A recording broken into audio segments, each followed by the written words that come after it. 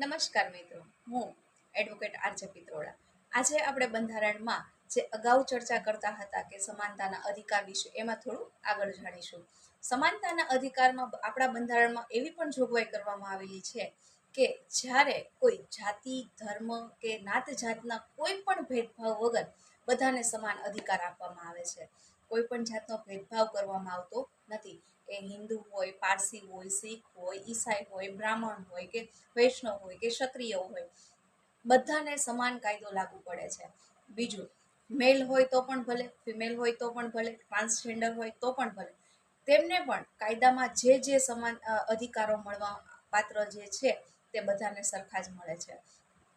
ધારો કે કોઈ આપણે કેસ થયો છે, ચેક રિટર્નના કેસની વાત કરી લઈએ. ચેક રિટર્નનો કેસ થયો હોય કોઈ ઉપર, અને એમાં મેલ હોય કે ફિમેલ હોય, એને કોઈ પણ અમાઉન્ટ હોય, જાજી હોય તો થોડી જાજી સજા કરવામાં આવે છે, ઓછી હોય તો એ સાહેબના મંતવ્ય ઉપર, ઈચ્છા શક્તિ ઉપર આધાર રાખે છે. પણ એમાં આ મેલ છે, આ ફિમેલ છે, આને ફિમેલ છે એટલે ઓછી સજા કરવામાં આવે, આ મેલ છે એટલે એને જાજી સજા કરવા, એવો કોઈ ભેદભાવ કરવામાં આવતો નથી. સમાન વ્યક્તિ, સમાન સંજોગો, સમાન કાયદા દ્વારા જે જોગવાઈ કરવામાં આવી હોય તે પ્રમાણે જ તેમને વર્તવું પડે છે. એમાં કોઈ પણ જાતના ભેદભાવ કરવામાં આવતા નથી. તમને અમારો વિડીયો પસંદ આવ્યો હોય તો લાઈક કરો, શેર કરો, સબસ્ક્રાઈબ કરો. Thank you.